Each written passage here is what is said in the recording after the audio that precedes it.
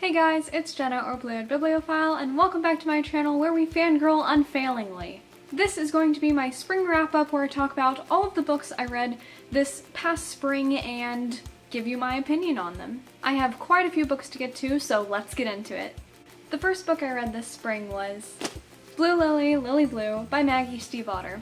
This is the third book in the Raven Cycle series, and I loved it! If you don't know what the Raven Cycle series is, it's basically just a mystical journey to find a dead Welsh king, and it's very character driven, and the characters are amazing, and I fell in love with them, and it's just a fantastic series. I really enjoyed this one. I think it definitely beat the second one, but it wasn't better than the first one. I feel like the first book in a series is always going to be the best. But I loved getting to read more from these characters' perspectives and be a part of their amazing magical world, and I ended up giving this book 4 stars on Goodreads. We are going to continue with the Raven Cycle trend because the next book I read was The Raven King, also by Maggie Stiefvater. I will say this book started out a bit slow. It wasn't as action-packed throughout the entire thing as the other books were, but it was still really good and it was a great conclusion to the Raven Cycle series. Really, the pacing was the only thing that let me down in this book, but overall I really enjoyed it, and like I said, it was a great end to a great series. I ended up giving this book 4 stars on Goodreads. The next book I read this spring was Clockwork Prince by Cassandra Clare. This is the second book in the Infernal Devices trilogy, and I really enjoyed this one as well. I've mentioned this several times on my channel, but I definitely think I enjoyed the Infernal Devices more than the Mortal Instruments, but no spoilers please because I haven't finished either series. I'm working my way through them. I'm going in publication order because I've heard that's the best way to read her books, and I'm enjoying them. I'm just reading them extremely slowly. I have a bit of extra appreciation for this book because it got me out of a reading slump, and I'm extremely thankful for that. I really love these characters. I love that the setting is in London. I love that it took place a long time ago and it's not like this current time period. I love Jim Carstairs. I like Will Herondale. I really love Tessa. I think she's a great narrator, and I love the other side characters. I love it all. I love everything about this series so far. I gave this book 5 stars on Goodreads. I don't know if you can see the mess I made on that shelf up there. This one. Of course the next book I'm going to be talking about was on the very bottom of a stack, so I hate that. And that book is The Sun Is Also a Star by Nicola Yoon, aka my biggest disappointment of the year so far. I'm so sorry. I'm really upset that I didn't love this book, even though I really wanted to, because I absolutely adored Everything Nicola Yoon's debut novel. But everything in this book felt a little bit rushed, and maybe that was the intention, but I didn't love it. I think Nicola Yoon is a fantastic storyteller. She builds amazing characters with very unique and wonderful personalities, but her pacing, that's what brought this book down for me. I wouldn't say Everything was the most realistic book I'd ever read, but this was even less realistic. While I did think Daniel was extraordinarily cute, he wasn't at all realistic. I don't think boys like Daniel exist in real life. All of these guys and contemporaries are created so perfectly, but the truth is they're not, and there aren't boys like this out there. It's just not realistic. But I did think this book, although unrealistic, was extremely cute, so I gave it 3 out of 5 stars on Goodreads. Please don't kill me. My light fell, as always. It's just a flashlight, so I need to start expecting this to happen, but I never do. The next book I read, I actually had to read for school, but it may surprise you because it's actually a quite popular contemporary. Every Last Word by Tamara Ireland Stone. This was one of the few books on our literature circle packet that I actually recognized and wanted to read, so therefore I did. I told you I was going to read more contemporaries this season. Also, contemporary has never been my cup of tea, but I am trying to read more contemporary books this season. Here's another book that may surprise you. The Sun Is Also a Star by Nicola Yoon. Wow, another contemporary. 4 to 6 weeks later. I told you, and look, I did. Wow.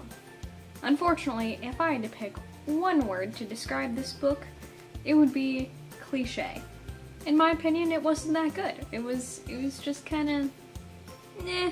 While the plot itself was actually extremely interesting, the characters are partially what brought this book down. Let's see, you have your average popular girls who kind of look down on everybody else, and you also have that misunderstood male protagonist who is not really a bad boy, but kind of comes across as one. And as always, our main character slash narrator is unhappy in her current situation, and this book just got old fast, and it's because of the characters. Basically, it was just very predictable. Some things in this book just escalated a little bit too quickly for me, and I can't say I liked that. The author also tried to mix in some poetry, which I thought was clever, but then the poetry wasn't good. So this book also had some layers, including mental illness, but it was clear that the author researched mental illness but didn't fully understand it. I believe I gave this book 2 out of 5 stars on Goodreads. The next book I'm talking about is actually a reread that I had to read for school. Wonder by R.J. Palacio. I apologize if I got that last name right, or wrong, sorry. Not right. I don't know how to say it, I'm not really sure. This was an exceptionally fast read, very enjoyable. I've talked about it all the time, how happy it made me. I mean, I read it before, so I knew all the events that would go down, but I still enjoyed it so much. I still loved it. I thought it was so cute. In case you haven't read Wonder, it's a middle grade book that I think might be a series now. I know the author wrote some more that takes place with these characters in this setting. So yeah, it might be a series now. But although this may be for a younger audience, it is still a masterpiece, and I believe that at 16 years old, and I believe that someone who is in their 20s or 30s or 80s would still love this book. You can truly never be too old for Wonder, and I gave this book 5 stars on Goodreads. If you've been subscribed to my channel for a while and have been watching my videos, you might possibly know that I have been rereading the Harry Potter series, and I finally finished.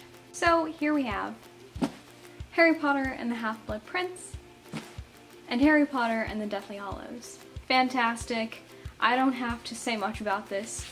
The world knows these books are amazing. Read them if you haven't. What are you doing here? Read them now.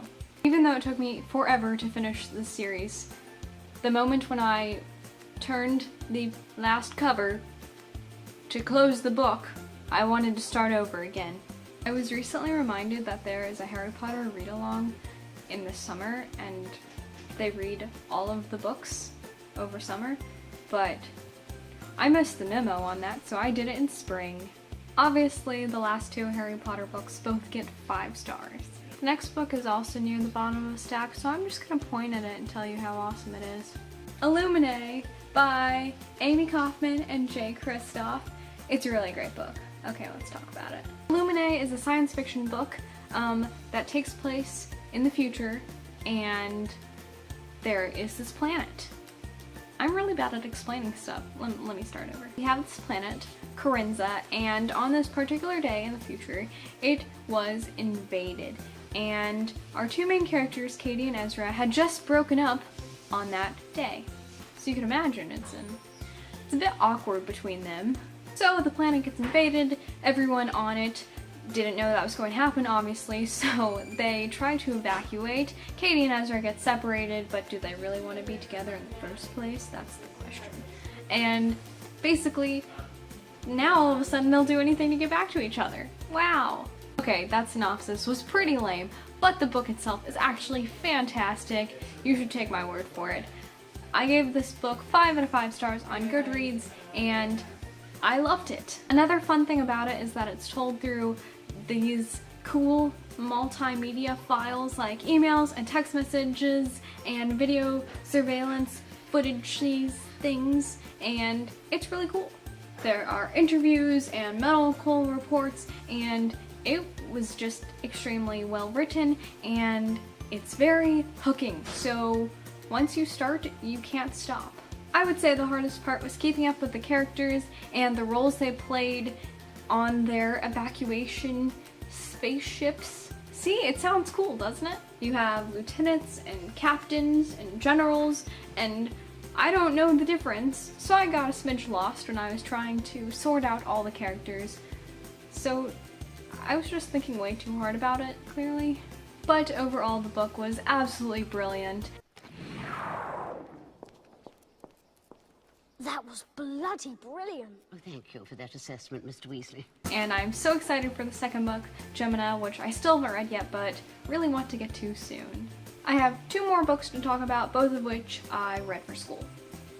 The first one is Fahrenheit 451 by Ray Bradbury. This is a classic, so I'm not going to go into a lot of details because a lot of people already know the synopsis. Basically, it takes place in a dystopian future where people are obsessed with the idea of immediate, simple pleasures. Books hardly exist anymore, and firemen do not put out fires, they start them. But our main character starts to question this, and why there are no books, and why he's burning books because he's a fireman. So it's very interesting to see his take on it. I gave this book 4 stars on Goodreads. Lastly, we have Ellen Foster by Kay Gibbons, which unfortunately I'm going to have to reread this again because I just realized we're going to have a test on it, like the first week of school when it starts back up in the fall, and I've already mostly forgotten everything. This is from the perspective of a 10-year-old girl, and it's kind of her relationship with her family and with other people, and it's very interesting. Everything about it is very raw, from the narrator to her emotions to the grammar she uses. It's really good. I also gave this book 4 stars on Goodreads. That's it for my spring reads. I hope you guys enjoyed this video, and if you did, please give it a big thumbs up and subscribe to my channel if you haven't already, and I will see you guys next week with a new video. Happy reading! Bye!